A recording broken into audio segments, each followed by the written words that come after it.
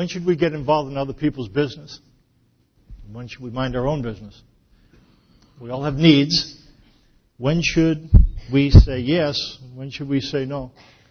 During the next 4 weeks, J.C. Chambers and I will address some of these issues.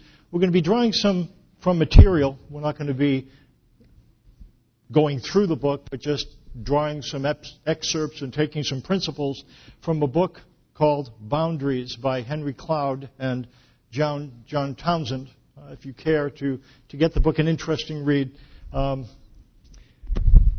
you turn to the back of the worship folder, we include just a synopsis of what the book is about. We, again, will not be covering the content of the book. We'll be taking some things and saying this is great, and we might disagree with this part. But in the beginning, I believe it's in chapter 1 or 2, describes any confusion of responsibility and ownership in our lives as a problem of boundaries. Just as homeowners set physical property lines around their land, we need to set mental, physical, emotional, and spiritual boundaries for our lives to help us distinguish what is our responsibility and what isn't. That's a difficult thing to figure out, isn't it? You know, what's our responsibility and what isn't? If somebody has a need, what part of that need are we responsible to take care of and what are we not to? That's part of the thing we'll deal with. Many sincere, it goes on, dedicated believers struggle with tremendous confusion about when it is biblically appropriate to set limits. When confronted with their lack of boundaries, they raise good questions. Can I set limits and still be a loving person? What are legitimate boundaries? What if somebody is upset or hurt by my boundaries? How do I answer someone who wants my time, love, energy, or money? Why do I feel guilty or afraid when I consider setting boundaries? How do boundaries relate to submission? And aren't boundaries selfish? There's a text that describes a principle that is at the heart of what we're responsible for and what we're not responsible for. Look what it says in Galatians chapter 6, verses 2 through 5. It's what it says. Carry each other's burdens, and in this way you will fulfill the law of Christ. If anyone thinks he is something when he is nothing, he deceives himself. Each one should test his own actions. Then he can take pride in himself without comparing himself to somebody else. For each one should carry his own load. It says a couple of different things that seem to contradict one another. It says we're to carry each other's burdens. A burden is a heavy weight. It's an unmanageable load. An experience of difficulty so great that it cannot be borne without the one who carries it bearing it to the point of exhaustion. When I was in China, we'll go back to China in the middle of October for another week to do a conference there. I was asked to do that. In fact, Doug Anderson will be heading back. I believe it's its 21st trip. We've had an ongoing relationship with the church there, and we'll have a chance to be able to plug back in. I'll say more in upcoming weeks. Anyways, I went on a trip with some middle school kids to Mount Taishan, which is close to Qingdao in the Shandong province. There is Mount Taishan is a mountain that has a Buddhist shrine up at the top. There are steps that go up the side of the mountain. As I recall, it takes about an hour to an hour and a half to get up to the top, step after step after step. So we were going up the top of Mount Taishan, and then I heard this commotion behind me. And there's this guy who has this long stick with two platforms on either side of this stick. The platform was probably 3 feet by 3 feet or 4 feet by 4 feet. Each side, long stick, probably bamboo, very heavy. And this platform, and there were probably 3 or 4 tiers of boxes on each side. And here's this guy. Now, I'm huffing and puffing, just walking up the mountain with a backpack on. And here's this guy that is taking this tremendous, if you can see this, you haven't seen the mountain, but a guy stepping up steps, huge, 4 tiers box, 4 by 4, that's a burden. It's a load that he bore to the point of exhaustion, but he was used to it. There are different kinds of burdens. One thing, look what it says in 2 Corinthians 5:4. Paul describes, while we are in this tent, we groan and are burdened. There's our word. Because we do not wish to be unclothed, but to be clothed with our heavenly dwelling, so that what is mortal may be swallowed up by life. One burden we have is death. It indicates that death is a burden. We grieve when someone close to us dies, and we groan when someone close to us dies. When we are confronted with death, we are burdened. There's something unnatural about it. We, as Jay alluded to, Lisa McCoy lost a mother this past week. Another, Tanya Knutson Davidson, part of the church, she lost a mother-in-law. And what happens when death is a very difficult thing to confront. And on two different levels. There's the grief we experience because that loved one is gone. But death is also difficult because of the things that it kindles within us. Our own sense of, when am I going to die? What's it going to be like when I die? How will I die? Cancer or what? And when we think of it, we groan. And we might think, oh, well, I shouldn't groan. I'm a Christian. I believe in heaven, so that shouldn't be an issue. Yeah, I should. Paul knew he was going to heaven, but what he indicates that when he thought of dying, that there was a sense of groaning that was both joyful anticipation of where he was going to be and anxious anticipation about what the process would look like. I'm not looking forward to that. And just so you know, if you're not really looking forward to dying, that's not unspiritual. It's just natural. It's real. We want to be there, but we don't want to go through the process of getting there. And we groan. Death, in that sense, is a burden. In fact, these flowers are here as a reminder of from the weddings. The funerals yesterday. We bear one another's burdens, and that's what ended up happening at the funeral. People came for the McCoys. They came in and were at the funeral. Were at the house afterwards for Tanya Knutson Davidson, Dick Knutson, and Mavis Knutson for the passing. People came together. Why? They were talking. They were chatting. They were hugging. You know what they were doing, don't you?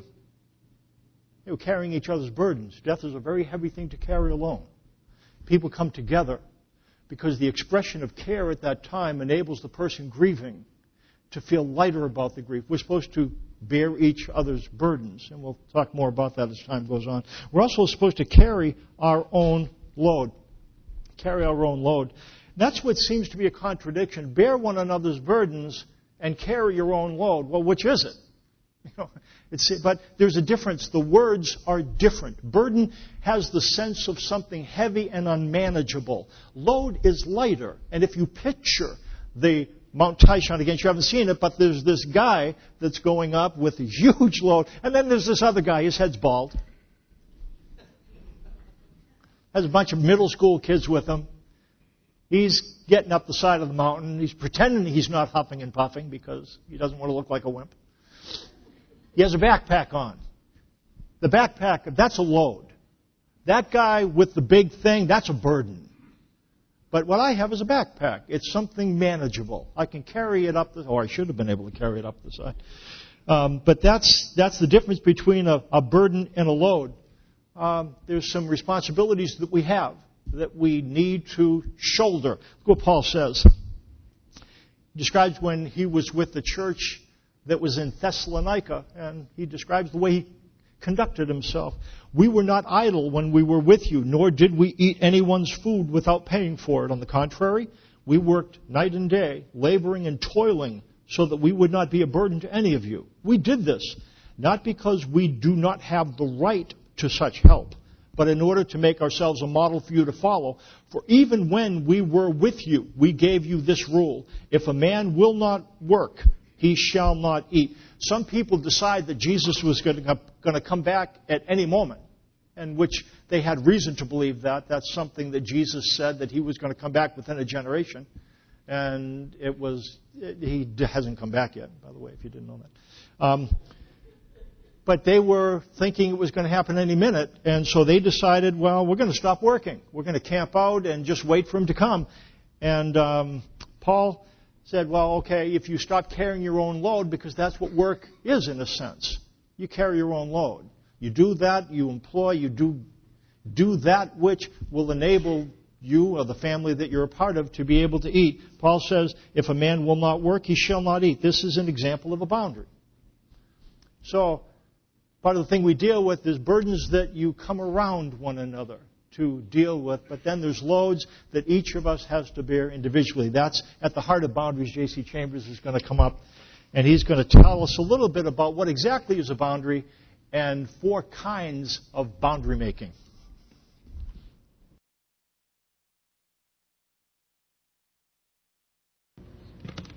Swap it out.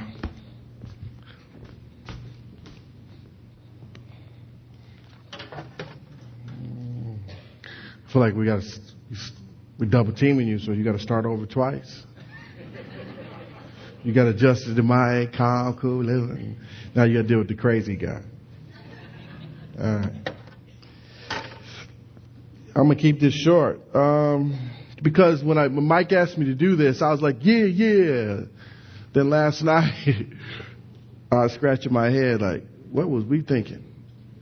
Because Mike will know this. I spend my living as a psychologist, and I tried. This is church, and so in my head I'm thinking, okay, boundaries. What's that got to do with the gospel? I'm trying to figure that out, and then it dawned on me. And it actually didn't come to me. I went to bed last night frustrated because I was talking to the Lord, saying, "You got to talk to me about this because I want to make sure." I'm not just getting an opportunity to tell you what I do. And it landed on it. So let me walk with you, and I think I figured it out for myself. Let me go back here. All right, boundaries. If you think about boundaries as a sort of space, in the book, Cloud and Townsend say that boundaries define your soul. JC says, or at least the territory of spiritual space, if what comes from our heart is the space that we need to create. Now, here's what I'm thinking about. When I was thinking about boundaries, I found out about boundaries when me and my wife and my family lived on 26th and it was 26th and Spring. And on 26th and Spring, there was a storm. And we had a beautiful maple tree that hung over our garage that created disaster for us this time of year because all the pretty leaves fall on the ground and you got to clean it up. And we didn't have, the neighbors now had a cottonwood tree. Okay? And a big old ugly cottonwood tree. A big old allergenic cottonwood tree. And a lightning storm came, and I didn't really understand boundaries until I called my neighbor and said, what you going to do about your tree? Because lightning hit the tree and split it in half, and it was laying in our yard. So we called the authorities. The authorities came out, and what they did was they went down our property line. And we was neighbors, and it was like identical houses. But they went down the property line. They looked at the tree, which the tree sat about right. The property line is right down this thing. The tree sat right where you're at, Brian. Okay? But you know cottonwoods extend. And this cottonwood extended over the line. Where did the lightning hit? Come on, y'all. The lightning hit. A limb right here fell in our branch. It hit the tree, but the branch was hanging in our property. So the guy tells us we got to fix the tree. I found out. I'm like, I don't see no fence here. He said the boundaries go up. It's in the space. So when you have a property line, the boundaries are like that invisible wall that goes up. And if stuff falls over on your property, you're responsible for it. Right? So I'm thinking about boundaries.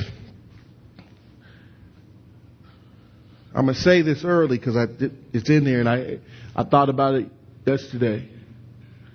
Boundaries define, look at this line, define who you're responsible to and what you're responsible for.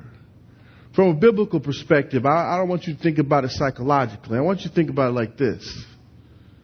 My ability to understand who I'm responsible to and what I'm responsible for comes from a clear understanding of who God is and who I am.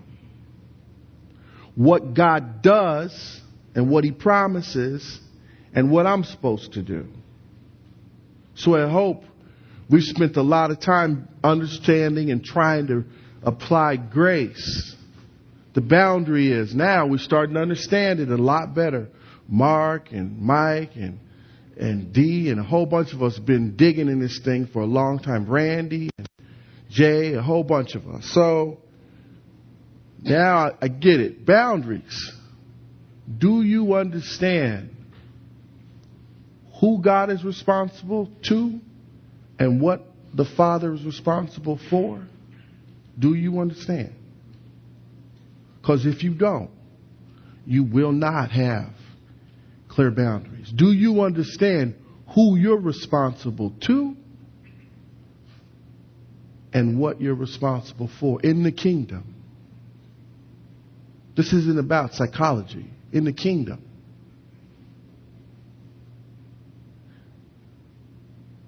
God chooses to be responsible to us. But God has made Himself responsible for how we are able to stay connected and attached. He says, I got it. He's responsible for your connection with Him. He took responsibility for that when He sent Jesus down. And then chooses to be responsible and responsive to us as evidence of what He was responsible for. Out of that, I become clear about who I'm responsible to as a choice and what I'm responsible for, which is not a choice.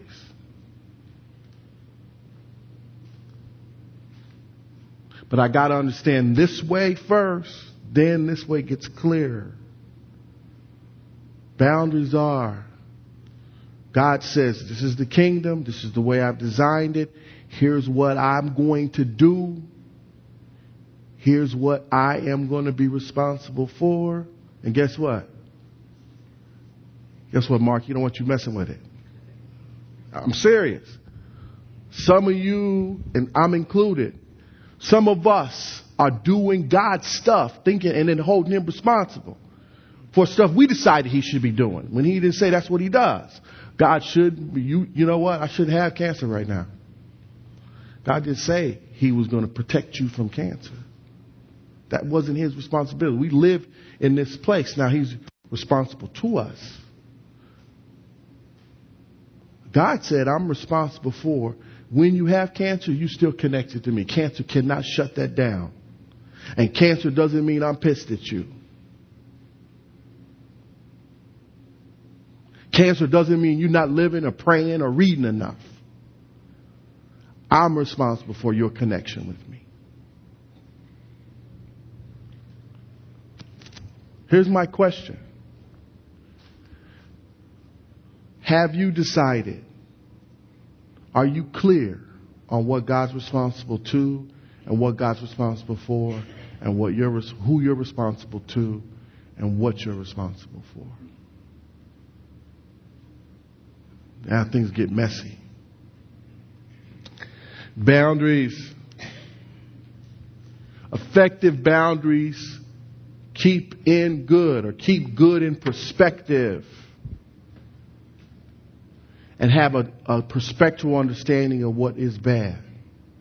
Remember now, I'm not talking about good behavior or bad behavior. I'm asking you, good boundaries help me understand who I'm responsible to and what the limit of that is. See, when I'm responsible to someone, I'm responsible to my daughters. I'm responsible to my wife. That means that I care about them and I do for them those things that I'm responsible for. And in our house, I'm responsible for bringing some money in. That's my job. Now, I could be mad about because how come I got to do it and my wife gets to work part-time, or my daughters ain't working hard enough. That's not the deal. God says, okay, you've made a choice. Or how are you going to be responsible to your wife? What I'm responsible for is getting my life, not from my wife, not from my work, but from the Creator.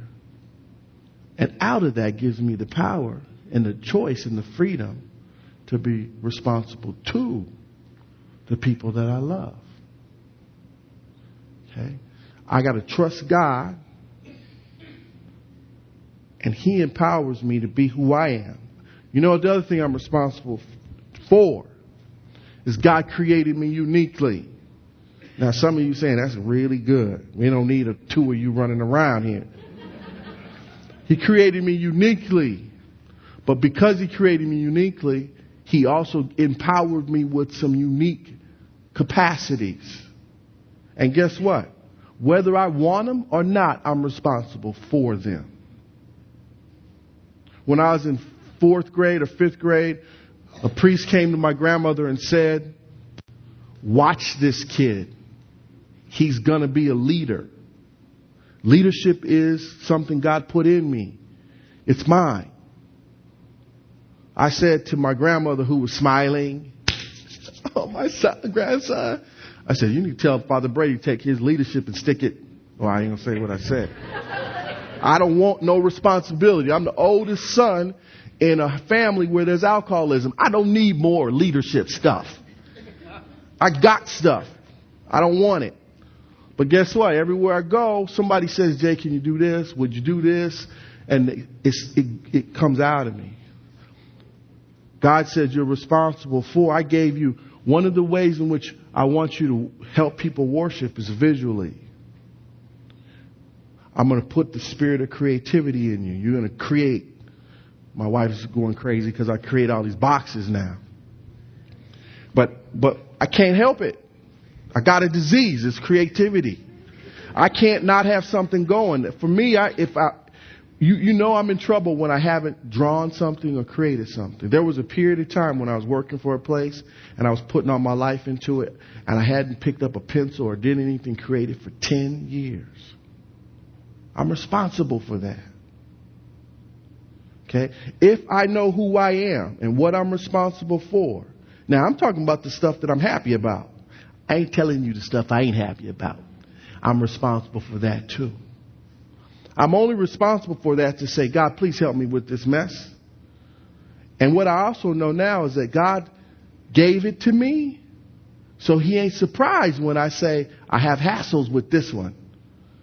He ain't looking at me saying, dude, you need to fix this. He put it in me. He did the chemistry. I'm the way I'm supposed to be. So when we think about boundaries, I'm not asking you to think about good behavior and bad behavior. That's one of the biases in the book. Okay? I'm asking you to think about the way we define good here and way we define bad. It's bad if I think it's my responsibility to make Ryan do what I think he needs to do. That's bad. That isn't what... If I got an issue with Ryan, or I got a burden for Ryan and his blah, blah, blah, blah, whatever that is, I need to go to somebody who can change Ryan. It's not my job to fix Ryan. It's not my job to mess with him. The other thing that the book says that I like, boundaries are not walls. See, also, I can resurrect a boundary to say I don't like you. Boundaries, it happens in communities. It happens in families, big families. It happens in marriages. It happens in parent-child relationships. Somebody does something I don't want. I have what I don't want in my life. I resurrect the wall. That's not what a healthy boundary is. Healthy boundary. It's also, boundaries are not the way you punish people. I don't make you an Audi because I don't like you or what you do. However you do that, cussing people out or silencing them out. That's not our responsibility. That's not what God gave us boundaries for, to hurt people with. Now, sometimes when I say to people, I can't be around you right now, that's going to hurt them. Boundaries also allow them because it sets a space. So if they're over there and they start crying, that's not my job to stop them from crying. That's not my job to stop them from being mad. See, boundaries say, Alice, you can have your feelings and I can have mine. And it's not my job to make you have just a certain kind of feelings. Right? But if I'm out of line here, then all kinds of wacky behavior comes out here. I'm going to show you what they talk about. So, complainants. Those are people who get mixed up with, are not clear about what's not good for them. And they say yes to the stuff that's not good for them. And listen to me now, that doesn't necessarily mean drinking and drugging and blah, blah, blah. I'm not talking about that. I say yes to the fact that I should be able to make everybody happy. I say yes to the fact that I should be able to operate where nobody rejects me. I say yes to the fact that I'm going to make sure you stay. I'm going to do whatever you got to do to stay. You know what ends up happening? You end up complaining. Why? Because it ain't going to go your way. So, boundaries. One of the styles that they talk about is complainers. They say yes to things that they cannot control. They say yes to things, and if I'm in a place where I can't control, it's bad. I'm not talking about bad and good behavior. Hear me. I'm not trusting God. God is the person that I get a smile from. God is the person I get approval from. God is the person I get acceptance. God is the person I get the attaboy and the attagirl from. If I'm looking to my wife or my kids or my job to do that, I'm going to be whining. I'm going to be complaining. Amen? You hear me? Okay. Avoiders.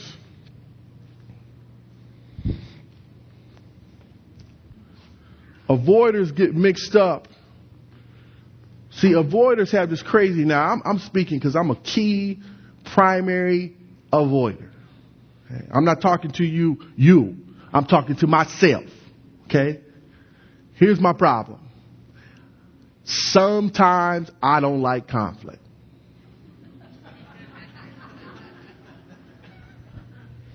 Shut up, Randy. Sometimes I don't like conflict. So, for me to understand that tension and pain is good is a problem. See, avoiders tend to end up saying no to good stuff because I've defined it as bad, because it's going to put me in an uncomfortable place. I'm not going to have that hard conversation with the employee that I have working with me because I don't want the hassle. So, I just go in my office and close the door. Now, the problem is, I own the place. I can't do that. But I'm going to tell you the truth. For the first 3 or 4 years when I was running Stronghold, I was closing the door a whole bunch. And my staff was like, what's wrong with dude? He crazy? He going to talk to us? And I'm like, I'm in the office saying stuff like this. I'm doing this on your behalf because I don't want to create more conflict in your life. That was a bold-faced lie. Okay?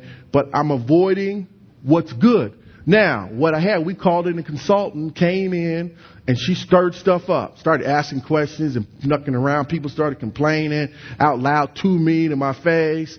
And guess what? It was good. It was good.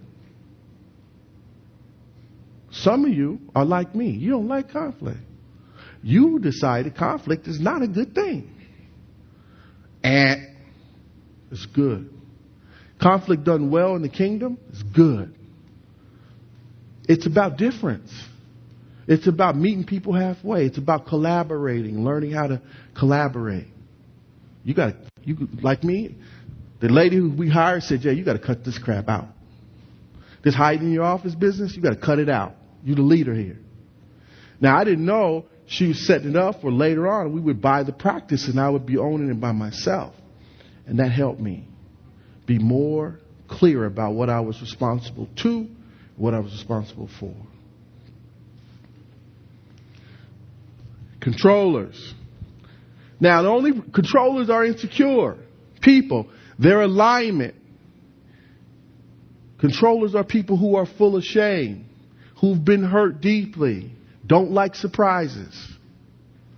So they sometimes disregard boundaries, disrespect boundaries, because controllers need to have things go their way.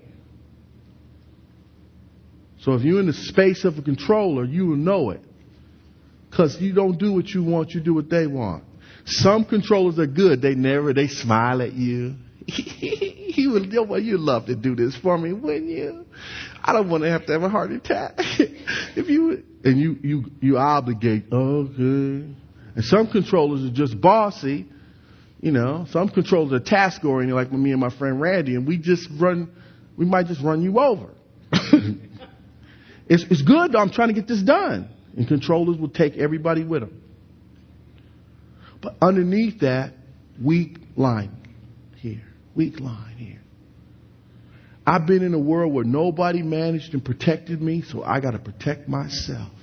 That is not just psychological, that's spiritual. Make sense? Okay. And then lastly, non-responders. Now I'm going to pick on Mike because Mike's one of these, I think. Non-responders do this. Stuff goes on in their life. Bothers them. The non-responder says, oh, it's okay. I'm fine. I'm good. Arm chopped off. I'm good, man. I'll pick it up. I'll get it put back on. But I ain't asking nobody for nothing. Matter of fact, I'm so good at this, I don't even know what's going on with me. Okay? That's again, I'm not connected here. I'm not connected here. So I don't have the sense and the grace. It's a miracle this man's telling you, come confidently to the king. Because he ain't wired to do that. I know him. He ain't. But he does do it because God's changed him.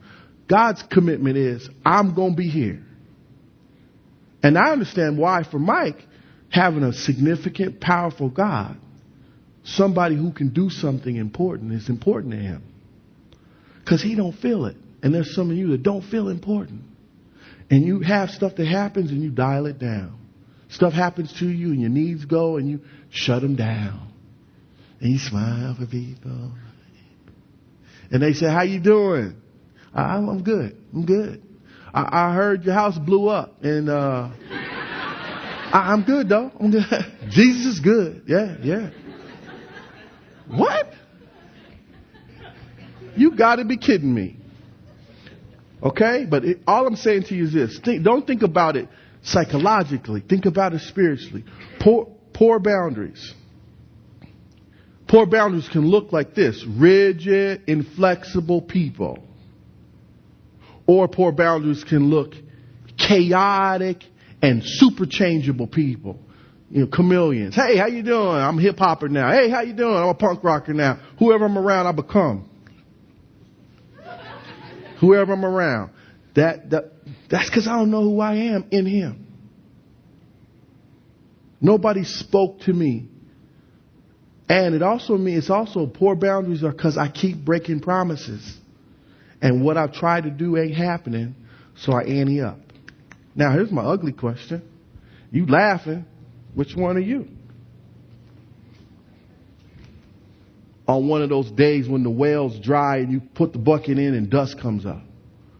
Which one are you? See, pain exposes our relationship to the Creator.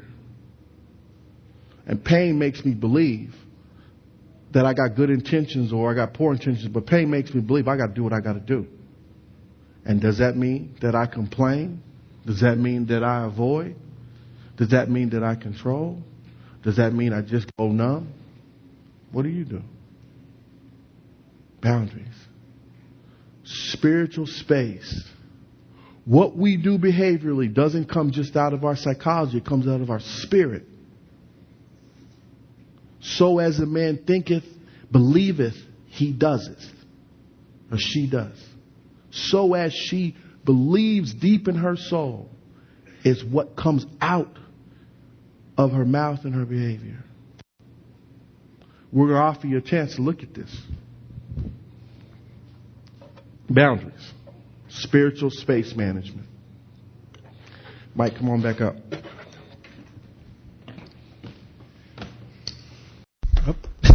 It's fine. I'm good. I'm good.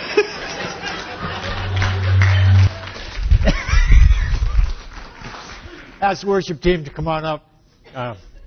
Close the talk. Next week we're going to talk about developing boundaries. Boundary problems. And then we'll talk about developing boundaries.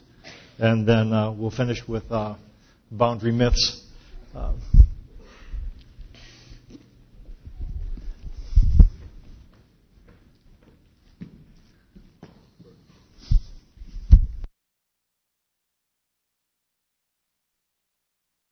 Occurred, but I think that's what being still is about. It's about approaching boundaries and understanding what He is and who you are. We're so busy fixing others, and fixing ourselves, or shaking our fist at those who won't be fixed, or shaking our fist because we can't fix them. So busy with our hands, doing things, planning things, calling people. Well, God says, let your hands hang limp. Go ahead. Let your hands hang limp. Try it now. At your side. Put your hands at your side. You're not God. But He is, and this is what He says to you. Shh. Be still and know that I am God, not you. Be still. I am God. I will be exalted in heaven. And I will be exalted on earth. This world is not careening out of control, and you're not responsible to fix it. I will never leave you. I will never forsake you. You will never travel out of His space. That's how we get in touch with boundaries. Be still. He is God. He will be exalted. He will never leave you. Father, I pray that you would help us to get this in. I think, that seems so true. If we don't understand your space, we end up trying to occupy it, and that doesn't work. I pray that you'd help us to find our space first. There's things you'll ask us to do. There's things we'll have to do. But we have to be still first. Understand who you are, who we are, and then we can be responsive rather than responsible. Continue to help us to learn about this in Jesus' name. Amen. Glad you came. Talk about boundary problems next week.